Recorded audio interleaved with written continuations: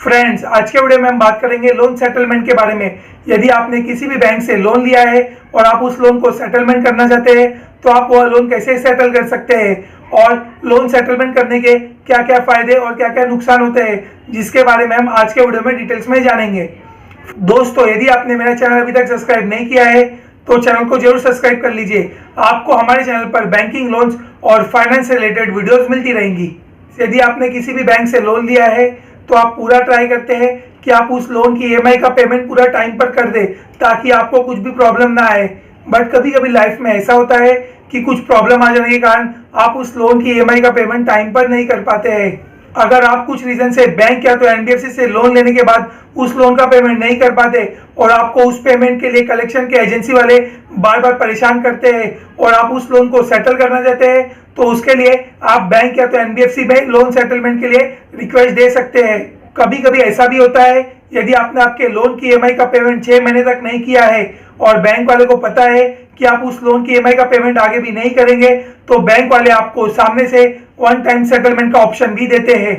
Friends, loan settlement का benefit यह होता है कि आपके लोन का जो भी आउटस्टैंडिंग होता है उसका कुछ परसेंटेज पे कर आप उस लोन का ड्यूज क्लियर कर देते हैं, जिससे आपका वह लोन सेटल हो जाता है, जिससे कि आपको रिकवरी एजेंसी से छुटकारा मिल जाता है और आपके उस टाइम की प्रॉब्लम सॉल्व हो जाती है। लेकिन फ्रेंड्स, ऐसा नहीं है। इन फ्यूचर आपको वह लोन के कारण काफी प्रॉब्लम होती है, बिकॉज लोन सेटलमेंट का मतलब यह नहीं होता कि आपने वह लोन को पूरी तरह से क्लोज कर दिया है। फ्रेंड्स, सेटलमेंट का मतलब यह होता है कि यदि आपने किसी भी बैंक से लोन लिया है और आप उस लोन का पेमेंट टाइम पर नहीं कर पाते और बैंक को भी पता है कि आप उस लोन का पेमेंट इन फ्यूचर भी नहीं कर पाएंगे, तो ऐसे केस में बैंक वाले आपका जो भी लोन का आउटस्टैंडिंग होता है उसका कुछ परसेंटेज पे करने के लिए बोलते हैं, जिससे आप वो लोन सेटल कर सकते हैं। और सपोज बैंक ने आपको आपका लोन का जो भी आउटस्टैंडिंग है उसका कुछ परसेंटेज पे कर लोन सेटलमेंट करने के लिए कहा और यदि आप उसके लिए एग्री हो और यदि आप उसका कुछ परसेंटेज पे कर देते हैं तो ऐसे केस में आपका वह लोन सेटल हो जाता है, जिसे वन टाइम सेटलमेंट कहते हैं।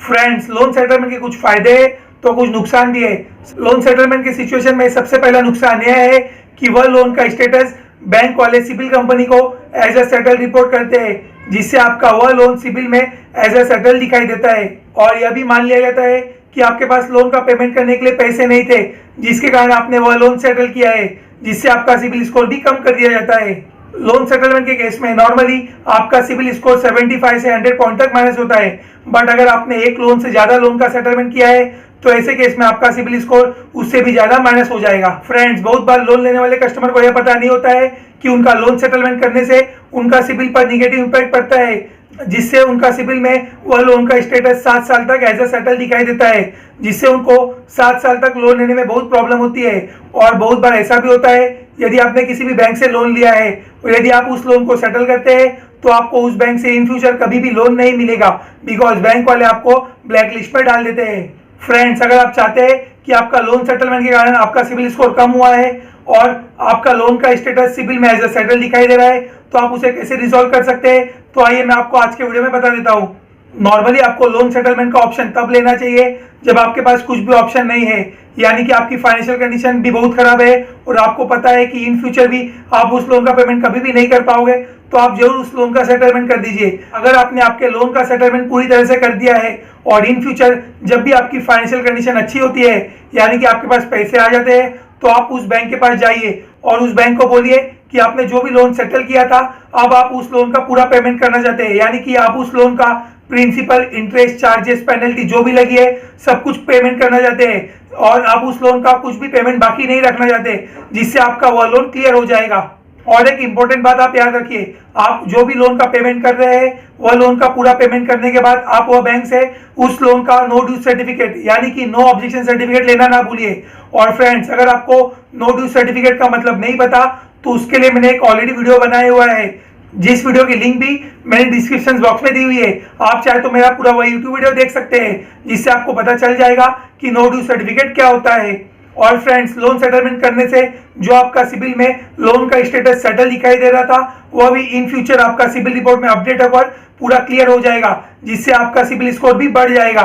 फ्रेंड्स, अगर आपने आपका लोन सेटलमेंट करने के बाद उसका पूरा पेमेंट कर दिया है बट स्टिल यदि आपका सिबिल रिपोर्ट में वह लोन का स्टेटस एज ए सेटल दिखाई दे रहा है, यानी कि उस लोन का स्टेटस अभी तक अपडेट नहीं हुआ है, तो आप टेंशन मत लीजिए। मैंने मेरे एक यूट्यूब वीडियो में बताया है कि यदि आपके सिविल रिपोर्ट में कुछ भी गलत लोन की एंट्री दिखाई देती है तो आप उसे कैसे अपडेट कर सकते हैं। और यह वीडियो की लिंक भी मैंने डिस्क्रिप्शन बॉक्स में दी हुई है, आप चाहे तो वह पूरा यूट्यूब वीडियो देख सकते हैं, जिससे आपको इजीली समझ में आ जाएगा कि आप आपके गलत लोन की एंट्री कैसे अपडेट कर सकते हैं। बट स्टिल यदि आपको लोन का स्टेटस अपडेट करने में कुछ भी प्रॉब्लम आती हो तो आप मुझे कमेंट कर भी पूछ सकते हैं। फ्रेंड्स, आई होप आपको आज का यह वीडियो पसंद आया होगा। यदि आपको आज का यह वीडियो पसंद आया तो वीडियो को लाइक, शेयर और चैनल को सब्सक्राइब करना ना भूलिए। धन्यवाद।